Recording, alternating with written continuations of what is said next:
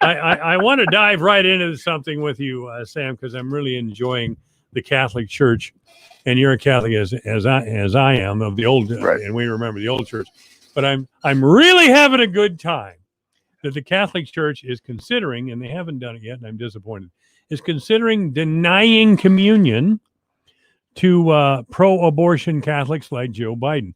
Now, Biden is trying to cover his scrawny, pale old butt by saying that, oh, yes, I personally oppose abortion, but I must vote as my public wants to.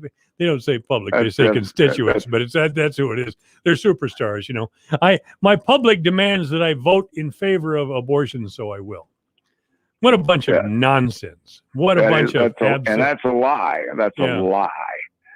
Yeah, I'm with you. It was Judy McLeod who runs the Canada Free Press. She has put out an editorial today about the United States Council of Catholic Bishops and their weasel wording about how they're trying to allow or get around this notion of that pro-abortion Catholics can take communion. If you read the Bible, if you even understand the Catechism, if you look at everything, that life is the protection of life. You cannot be a Catholic, in my view, if you are pro-abortion. I just don't know how you reconcile the doctrine of the church or the reading of the Bible, even if you're an evangelical or a charismatic or whatever the notion is. If you look at the protection of life, how in the world can you take communion? There are a lot of us that don't take communion for a lot of reasons. I think that the notion that a person like Nancy Pelosi or Joe Biden take communion is an abomination, and it is an abomination, and it is a violation of the church. I mean, it is the same as if somebody came in and streaked the altar during the homily. It is an abomination in my view. And I just don't know how they reconcile personally, how they reconcile that issue. Well, they put out this complete nonsense, and the church hasn't said anything for years and years and years.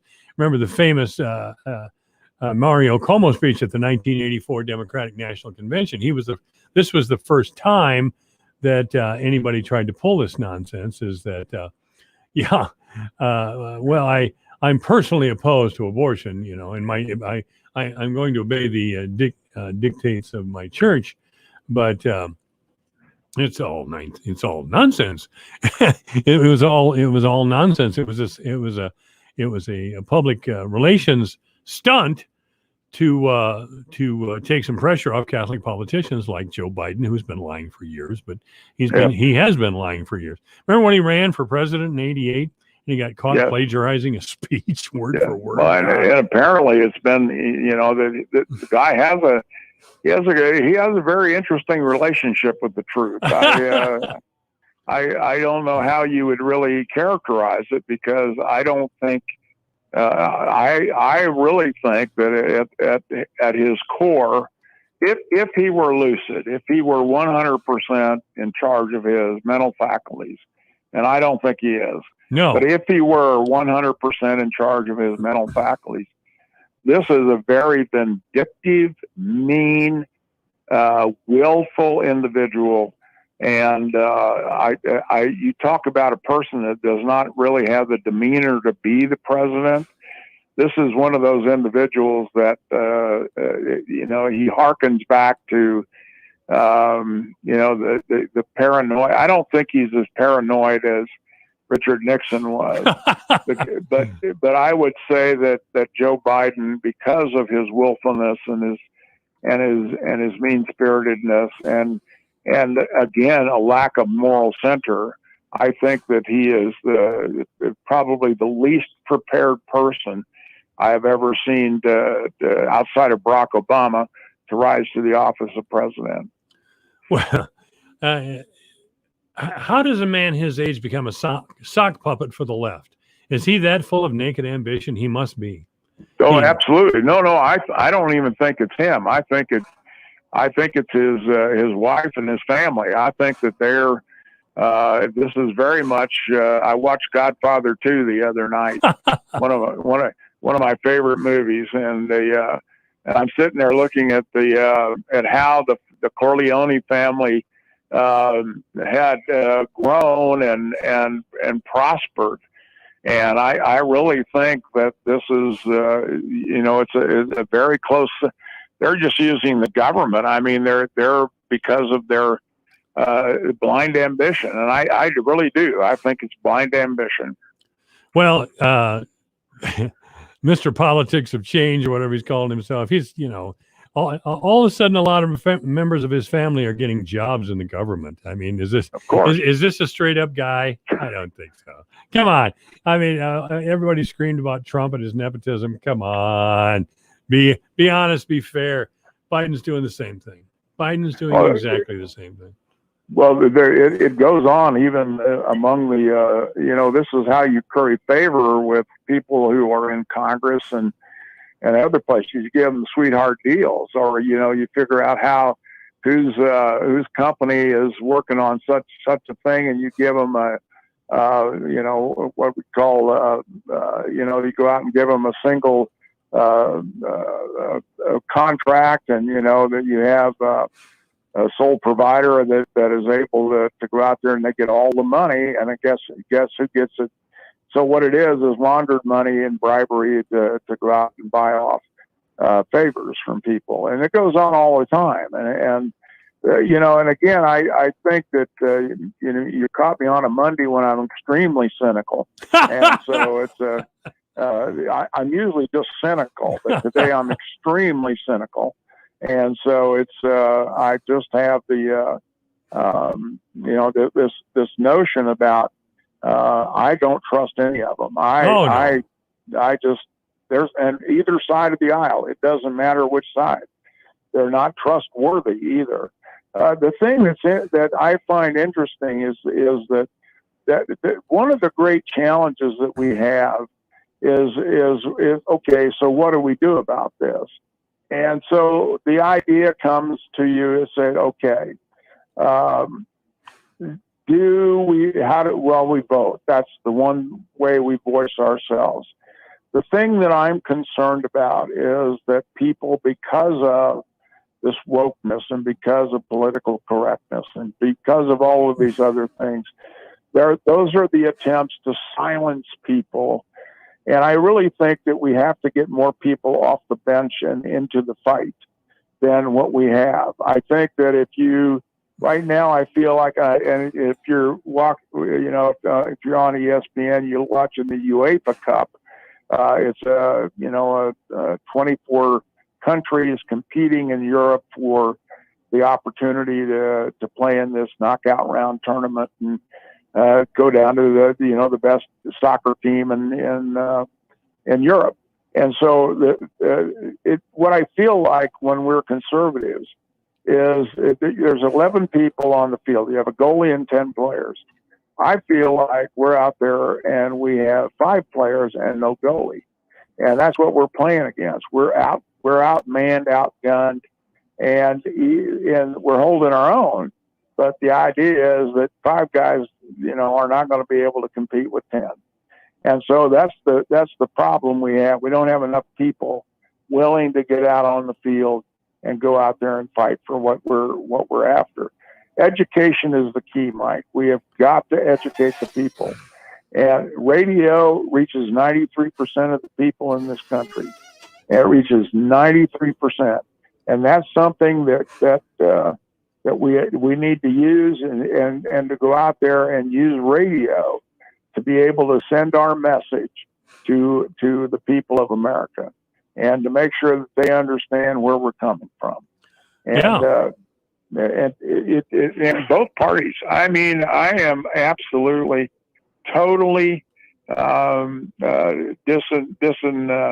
enchanted with all of these people who are in elected office in Washington, D.C.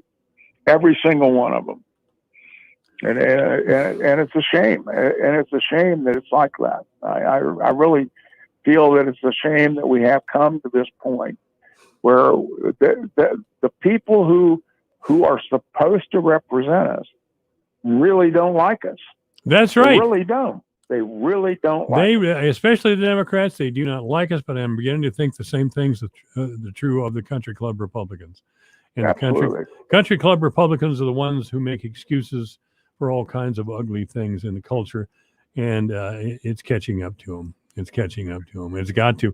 Business used to be the Republican Party's political party. I mean, business, did I say that right? But business supported the Republican Party for years, and it still does.